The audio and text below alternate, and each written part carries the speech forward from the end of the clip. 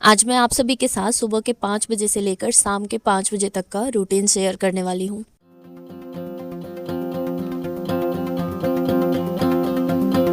Hello good morning to all of you. Welcome back to my channel Stree dream.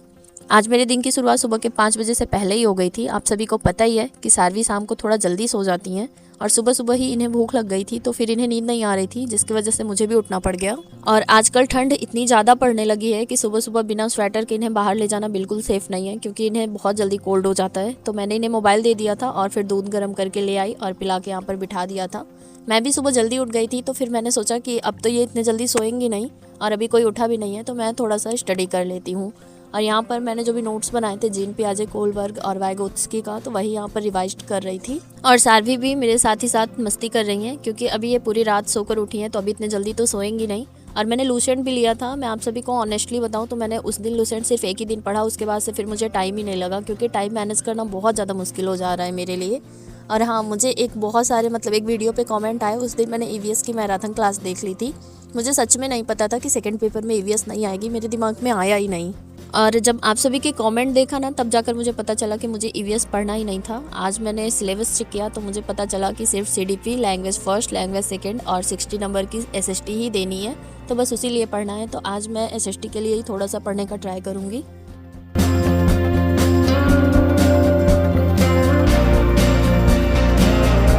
मैंने timer लगाकर पढ़ने का try तो किया था, बट मुझसे हो नहीं पाएगा, क्योंकि मेरे पास बेबी है और बेबी का कोई भी टाइम फिक्स नहीं होता है। मुझे बीच बीच में जो भी टाइम मिलता है तो मैं उसमें मोस्टली स्टडी करने की ही कोशिश करती हूँ, बट मैं टाइमर के साथ आप सभी के साथ शेयर नहीं कर सकती। मुझे बहुत सारे कमेंट आए थे कि मैं कितने आवर्स स्टडी कर लेती हूँ, इसीलिए मैंने ट्राई किया था, बट मेरे से हो नहीं पाएगा, क्योंकि मैं टाइमर कभी भी सारवी पास में आ जाती है या फिर कोई भी काम आ जाता है, तो मैं टाइमर बंद करना भूल जाती हूँ या फिर लगाना भूल जाती हूँ।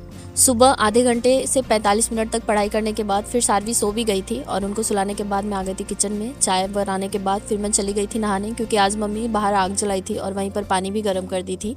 तो चाय बनाने के बाद मैंने जस्ट नहा लिया था, और नहाने के बाद तुरंत मैंने लाइट थी तो कपड़े भी लगा दिए थे मशीन में। क्या हुआ बाबू को? बोलो, बुखार हो गया क्या? बाबू का पापा तो का पाइज बनाएंगे तो फिर सब कुछ निकाल लूंगा।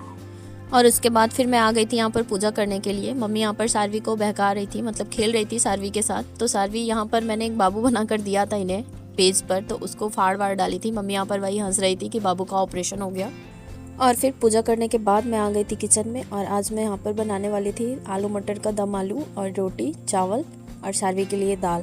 तो यहाँ पर मैंने खाना बनाना स्टार्ट कर दिया था, और फिर मम्मी चली गई थी नहाकर पूजा करने, क्योंकि उन्हें आज टीकाकरण में जाना था। मुझे सारवी को लेकर कुछ इसी तरह से अपने काम मैनेज करने पड़ते हैं, क्योंकि सुबह का टाइम काफ़ी ज़्यादा हेक्टिक होता है और मम्मी को भी जाना रहता है स्कूल। और अभी ठंड का मौसम है, तो मैं भी बहुत जल्दी सुबह नहीं कर पाती हूँ, और अगर बनाकर भी रख दूँ खाना तो ठंडा ही हो जाता है। इसलिए मैं कुछ इसी तरह से इनको यहाँ बिठाकर अपने काम कर लेती हूँ। यहाँ पर हस्बैंड का फ़ोन भी आ गया था, तो मैंने ईयरफोन लगा लिया था और काम के साथ साथ उनसे बात भी कर ले रही थी, ताकि मेरे जब काम ख़त्म हो तो फिर मैं फ्री हो जाऊँ। वैसे काम तो मेरे ख़त्म हो जाते हैं, बट सारवी के काम ख़त्म नहीं होते हैं, इसीलिए थोड़ा टाइम मैनेज करना मुश्किल हो जाता है, अदरवाइज़ बहुत टाइम मिलता है। यहाँ पर मैं तड़का लगा रही थी, तो मुझे डर लग रहा था कि कोई भी अगर छींटे सारवी के ऊपर पड़ जाएंगे तो जल जाएंगी। तो फिर मैं चेयर ले आई थी, बगल में रखकर मैंने वहाँ पर बिठाया, तो रोने लगी बहुत तेज़ से, तो मुझे फिर से इनको यहीं पर बिठाना पड़ गया। पर मैं बहुत केयरफुल होकर काम कर रही हूँ, आप लोग टेंशन मत लीजिएगा कि मैं ऐसे लापरवाही कर रही हूँ बच्चे के साथ। मुझे स्टार्टिंग से ही काम करने की आदत है, और मैं बहुत ही मल्टीटास्किंग टाइप की हूँ। मैं एक साथ कई सारे काम कर लेती हूँ, इसलिए मेरा टाइम थोड़ा कम लगता है किचन में। यहाँ पर मेरी दाल और सब्जी बन चुकी थी, और मैंने आटा भी गूंथ कर रोटी बनाना भी स्टार्ट कर दिया था। और सारवी भी तब से लगातार यहीं बैठी हैं, और मम्मी भी पूजा कर रही हैं, उनका मैंने यहाँ पर प्लेट भी लगा दिया। और बड़ी मम्मी उस दिन जहाँ गई थी रिलेटिव के घर, तो वहाँ से कल शाम को ही आ गई थी, और यहाँ पर उन्होंने बहुत ही टेस्टी ब्रेड रोल बनाए थे, तो वो भी मैंने साथ में ही रख दिया था। और यहाँ पर मैं पेपर ढूंढ रही थी रोटी रखने के लिए, क्योंकि रोटी के नीचे मैं अक्सर पेपर लगा देती हूँ, क्योंकि रोटियाँ उससे गलती नहीं है। तो मुझे कोई पेपर नहीं मिला, मैं अपनी पुरानी नोटबुक देख रही थी, तो मुझे ये वाली नोटबुक मिल गई। ये नोटबुक मार्च 2017 की है, और अपनी राइटिंग देखकर मुझे बहुत ज़्यादा अफसोस हुआ, क्योंकि उस टाइम मुझे ऐसा लग रहा है बहुत ज़्यादा सुंदर लिखती थी। और ये उस टाइम का है जब मैंने महिंद्रा में एडमिशन लिया था बैंक की प्रिपरेशन करने के लिए, आफ्टर बीकॉम, मेरा बीकॉम कंप्लीट होने के बाद। और उसी साल फिर नवंबर 2017 में मेरी शादी फिक्स हो गई थी, और फिर मैंने छोड़ दिया था। छोड़ क्या दिया, फिर नवंबर में मेरी शादी फिक्स हो गई थी और मई के फर्स्ट वीक में मेरी शादी की डेट भी थी। उसके बाद मतलब नवंबर से मई तक तो मैंने पढ़ाई की ही नहीं और मैंने ये सोचा था कि आफ्टर मैरिज मैं फिर से स्टार्ट करूँगी रीजॉइन करके। इलाहाबाद से ही मैंने एडमिशन लिया था, बट आफ्टर मैरिज बहुत सारी चीज़ें चेंज हो जाती हैं और फिर मैं जब फिर से इलाहाबाद गई और मैंने वहाँ पर रीजॉइन किया, मैंने और भी एडमिशन लिए दूसरी जगह, पर फिर कंटिन्यू नहीं हो पाया क्योंकि सिचुएशन फिर बहुत ज़्यादा चेंज हो गई और चीज़ें मेरे हाथ से निकल गई और वहीं से मैंने फिर बैंक की प्रिपरेशन छोड़ दी। मुझे लगता है ना, पढ़ाई लिखाई अगर करनी है ना तो उसके लिए एक अंडरस्टैंडिंग होना बहुत ज़्यादा ज़रूरी है। अगर कोई गाइड करने वाला होता है तो और अच्छी बात है, पर अगर कोई नहीं होता है ना तो हम जैसे भटकते रहते हैं, कभी इस पर स्विच करते हैं, कभी एसएससी पर स्विच करते हैं, कभी यूपीएससी का भी सोचने लगते हैं। मुझे ऐसा लगता है कि गाइडेंस बहुत ज़्यादा ज़रूरी है और अभी जिसका भी सिलेक्शन हुआ है उसे सच में अपने चीज़ों के बारे में पहले से नॉलेज रहा होगा, क्योंकि मुझे बहुत सारा टाइम मिला। मैं जब इलाहाबाद छोड़कर अपने घर भी आई तो मुझे उतनी समझ नहीं थी, मुझे जिस हिसाब से ढाला गया मैं उसी हिसाब से ढल गई। पर मुझे अब बहुत ज़्यादा अफसोस होता है, टाइम मेरे पास बहुत था पर मैं उसे सही से यूटिलाइज़ नहीं कर पाई। पर कोई बात नहीं, बाद में पछताने से अच्छा है कि अभी भी मैं उसका कुछ ट्राई करने का कोशिश करूं। जो भी समय मेरे पास बचता है उसको मैं जहां लगाना चाहती हूं वहां लगाऊं, क्योंकि मैंने अपने लाइफ में ऐसे बहुत सारे डिसीजन लिए हैं जिनके लिए मैं बाद में पछताती रहती हूँ। और अभी मुझे इस चीज़ की समझ बहुत ज़्यादा मतलब अच्छे से आ गई है कि पछताने से अच्छा है कि जो समय बचा है उसका मैं यूज़ कर लूँ। और आप सभी से बातों ही बातों में मेरे लगभग सारे काम खत्म हो गए। मैं खाना बनाकर मम्मी को दे भी दी, मम्मी स्कूल भी चली गई और मैं कपड़े धुली थी उसको छत पर डालकर आ गई, बर्तन भी धुल लिया था, तो सारे काम एक बार के ख़त्म हो गए थे। और यहाँ पर मैंने सारवी को आज अच्छे से मालिश नहीं किया क्योंकि आज ठंड काफ़ी ज़्यादा है, तो मैंने बस ऐसे हाथ पैर में उनके तेल लगा दिया और उनका कपड़ा चेंज कर दिया। और यहाँ पर सारवी सो भी गई और मैं फिर सिलेबस देख रही थी सीटेट पेपर 2 का, और फिर यहाँ पर मैं एसएसटी का मैराथन देखने जा रही थी। सीटेट के लिए अगर कम टाइम में पढ़ना है तो सबसे बेस्ट तरीका यही है कि हम मैराथन क्लास देखें और प्रैक्टिस करें। अभी मैं प्रैक्टिस स्टार्ट नहीं की हूँ, एक दिन मैंने दिया था मॉक टेस्ट बट उतने अच्छे स्कोर नहीं हुए थे। पर अभी पहले मैं सारे मैराथन क्लास देखकर ख़त्म कर लूँगी, उसके बाद फिर मैं प्रैक्टिस करना स्टार्ट करूँगी। पहले मैं नोट्स बना रही थी पर मुझे ये चीज़ समझ में आई कि नोट्स बनाकर कोई मतलब नहीं है, बहुत ज़्यादा टाइम वेस्ट होगा। और अभी ऐसे 1.5 पे करके मैं सारे मैराथन वीडियोज़ देख रही हूँ।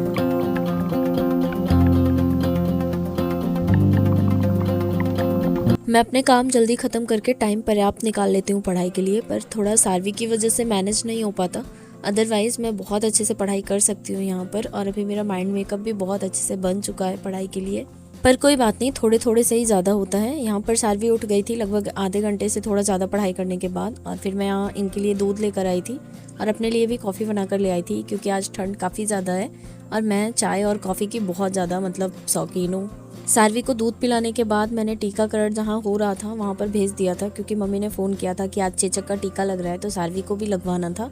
तो रानू लेकर चली गई थी, मतलब जो कोमल आती हैं उनकी दीदी। और फिर मैं यहाँ पर थोड़ा और पढ़ाई करने के लिए बैठ गई थी क्योंकि अभी तो सारवी भी नहीं थी, तो मैं थोड़ा शांति से थोड़ा ज़्यादा पढ़ सकती थी। वैसे अगर मैं रानू के घर सारवी को भेज दूँ तो सब लोग बहुत अच्छे से प्रॉपर केयर करते हैं सारवी की, बट पता नहीं क्यों मेरा मन ही नहीं लगता है। मैं सोचती हूँ मेरे सामने ही रहें और मैं यहाँ पर पढ़ाई मैनेज कर लूँगी, क्योंकि मैं अगर भेज देती हूँ कहीं तो फिर मेरा मन जैसे उधर ही लगा रहता है और मैं पढ़ाई पे कंसंट्रेशन नहीं बना पाती। और यहाँ पर सारवी टीका लगवा कर आ गई थी। मैंने सोचा था कि जैसे पीछे टीके लग रहे थे इनको तो बहुत ज़्यादा पेन होगा, बट कोई फ़र्क नहीं पड़ा था इन्हें। मतलब जब लगा था तो वही थोड़ा बहुत रोई थी, उसके बाद ये भूल भी गई और यहाँ पर खेल रही थी। और जब से मैं फ्री हुई थी तब से लेकर 3 बजे शाम तक मैंने लगभग 3 से 3.5 घंटे की पढ़ाई कर ली थी। थोड़े मतलब पार्ट्स में डिवाइड कर करके पढ़ा मैंने, बट पढ़ लिया था, जो कुछ भी पढ़ा था वैलिड पढ़ा था। और यहाँ पर मम्मी भी आ गई थी तो फिर मैं जा रही थी उनके लिए चाय बनाने, क्योंकि मम्मी सुबह खाना खाकर जाती हैं और शाम के 3 बजे के बाद ही आती हैं। तो आने के बाद कभी कभी खाना खाती हैं वापस से, अदरवाइज़ वो फिर शाम को खाना खाना पसंद नहीं करती हैं। अभी मैंने सोचा है कि मैं सुबह जो नाश्ता बनता था वो स्किप करूँगी, सुबह डायरेक्ट खाना बनाऊँगी और शाम के टाइम कुछ नाश्ता बना दिया करूँगी। कल से मैं ऐसे ही करने वाली हूँ।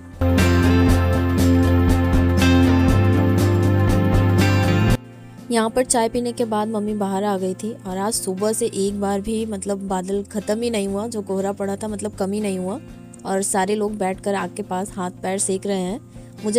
मुझे लगता है 2 साल हो गए आग के पास गए हुए। हमारे पास ब्लोअर है पर मैं वो चालू करती हूँ, पता नहीं क्यों मेरा सर दर्द होने लगता है।